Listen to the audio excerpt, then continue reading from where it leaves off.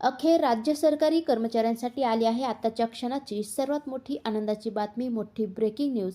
ती म्हणजे माहे फेब्रुवारी पेड इन मार्च वेतन अपडेट.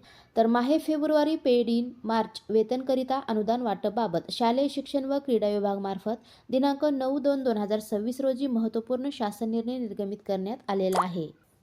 सदर निर्णयानुसार नमूद करण्यात आले आहे की सन 2025-26 या आर्थिक वर्षातील शालेय शिक्षण व क्रीडा विभागाकरिता अर्थसंकल्पित झालेला व वित्त विभागाकरिता बिम्स प्रणालीवरील प्राप्त झालेला निधी नमूद नियंत्रक अधिकाऱ्यांच्या अधीनस्थ ठेवण्याकरिता मान्यता देण्यात येत आहे.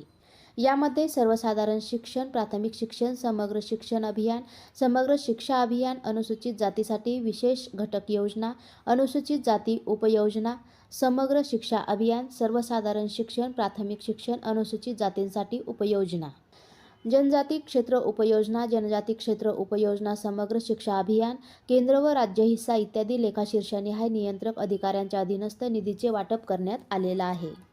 सदरचा निधी हा ज्या प्रयोजनकरिता अर्थसंकल्पित करण्यात आलेला आहे त्याच प्रयोजनकरिता खर्ची टाकण्याचे निर्देश देण्यात आलेले आहेत.